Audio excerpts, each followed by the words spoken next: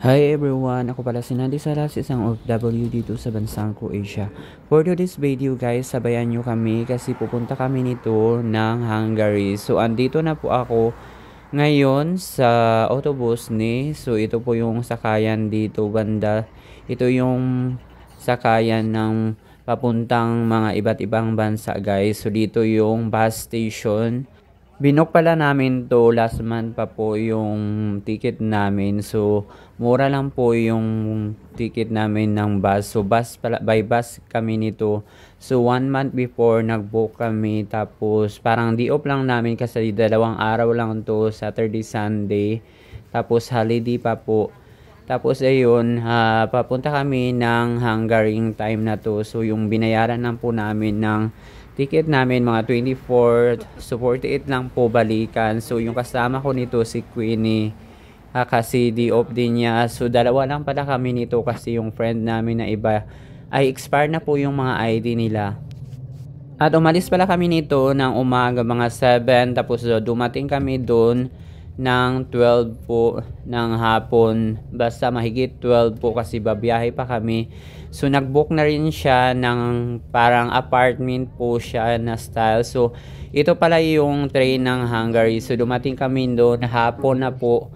Tapos ayun, hahanapin pa namin yung apartment namin kasi hindi siya masyado, malayo-layo pa siya sa train station at saka sa mga bus station. So hanapin mo yan siya. So nag-book lang pala kami nito ng aming tinitirhan for 2 days sa booking.com. Tapos kung sa bus naman is sa Flixbus lang po yung namin yung binukan.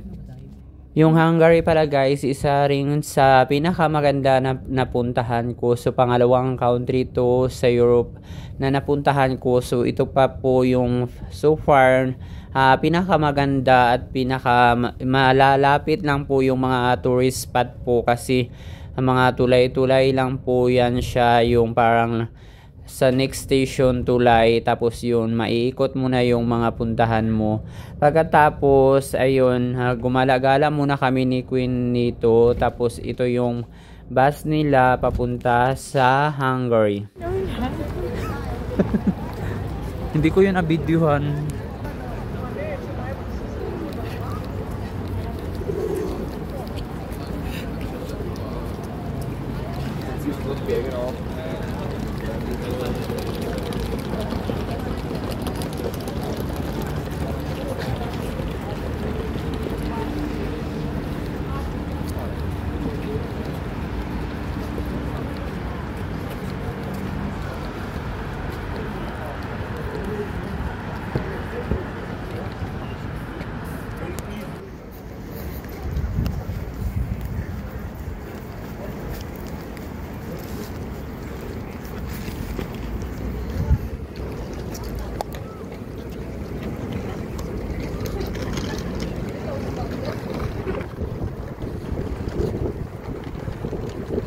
May kwan sila o body.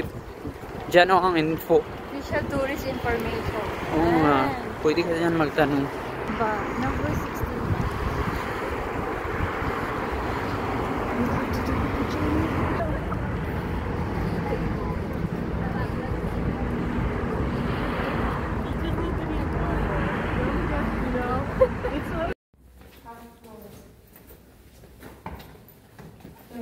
And pulled out 3-1. You have 3-1. 4 9. Ay, wala mo 9.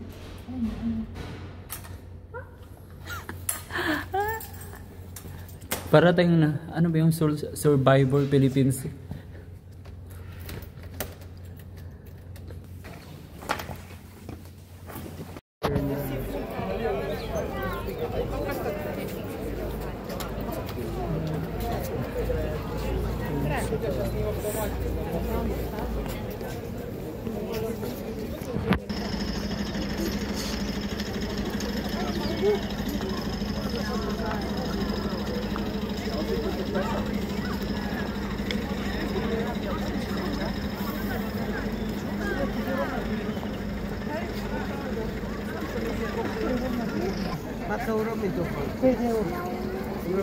Ayun guys, yung nakita na namin yung bahay, gumala na kami ng buong maghapon at saka hanggang gabi. Tapos ayun, pumunta kami dito, yung parang sa lawa nila, yung mga bridge. Tapos ayan, may sakayan din yan, may kainan dyan, yung parang yati. Tapos kinagabihan, may schedule kami, yung parang sasakay kami ng bangka. Tapos iikutin namin yan dyan papunta doon sa dulo. So ang daming kuan pala niya, no, yung mga bridge diyan, mga 4 ata or 5, basta hanggang dulo yan doon. Hindi ko masyadong alam yung history masyado ng Budapest po or Hungary. So yung alam ko lang is dati yung kabilang lugar is Buda, tapos Pest yung isa, kaya yun naging Budapest yan siya nung kuan na dugtong na yung tulay. Yung pag-alis pala namin sa Croatia is hindi kami po chinik po sa mga borders. So kasi holiday din yun. So walang, iwan ko yung walang sa police na umakyat or basta nagharang sa amin para mag-check ng mga papilis namin paalis ng Croatia. So okay naman po yung mga papilis namin. Hindi siya kagaya dati nung Vienna kami, may nag-check dalawa na nag-check na pulis ng mga papel namin. Tapos ayun, tuloy lang po yung biyahe namin at nakadarating kami ng hapon sa Hungary po. Isa po siyang isama nyo na sa bucket list nyo na pupuntahan na bansa. So ang ganda dito, tapos okay naman po yung mga tao, tapos basta okay dito. Ganyan lang po yung sit up, yung parang tawid sa bridge, tapos doon sa kabila yung parang ganun lang, ikot-ikot lang siya. So maikot mo lang siya, kaya hindi siya malalayo yung mga pupuntahan mo doon, kaya okay lang po. Tapos ang ganda talaga ng lugar nila, pero dapat pagdating mo doon sa kuan, yung station na sa bus terminal, kumuha ka kaagad ng passes or mga tickets para hindi kayo ma-check, kasi maraming nag-check po na mga inspector or police sa lahat po na ng mga kuan nila. So yun, dapat kumuha kayo ng passes. So yung kinuha namin doon, bali 72 hours, mga 13 euro ata yun yung nabayaran namin sa bawat isa. So 72 hours na yun. So sa lahat na po yun ng transportation, either sa bus, train na po yun. So sa lahat-lahat na po yun. Kaya ang daming nag-check doon. So mahigpit sila sa ganyan, sa mga tickets or passes. So sa lahat po na pupunta na mga mag-tour doon, so kailangan nyo pong kumuha bago kayo biyahe-biyahe po, para hindi kayo mapahama, kasi baka makabayad kayo ng mga penalties po.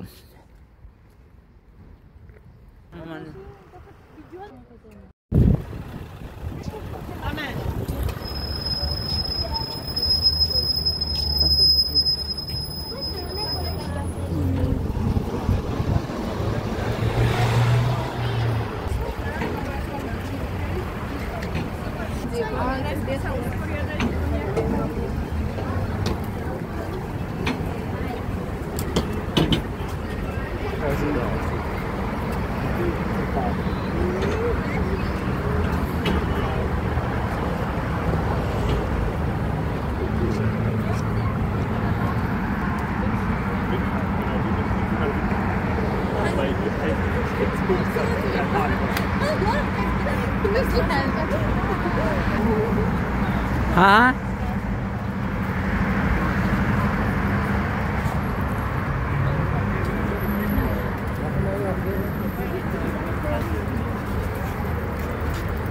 Anong mahulog?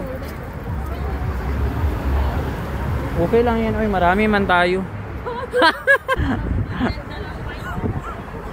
Hindi ka lang nag-iisa. Madami. Lang cute dito. Yun yung kasabay natin ng mga Pilipino kanina.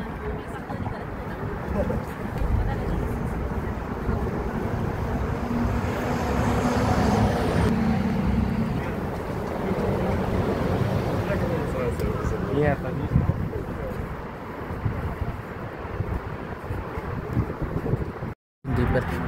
pala ako naka-video. Sung. Tatakot ako eh. Parang ulula siya no. Pag tingnan mo.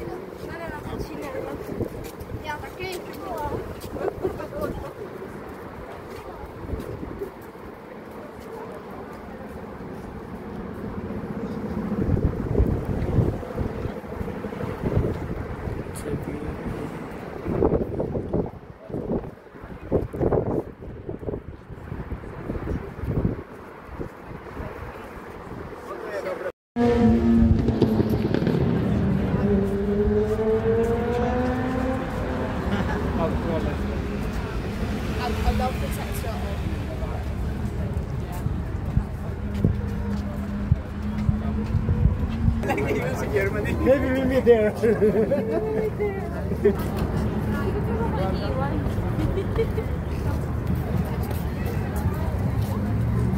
ko alam kung dito yung... Mamaya mag-chimney cake tayo ha. Saan yun? Ano may...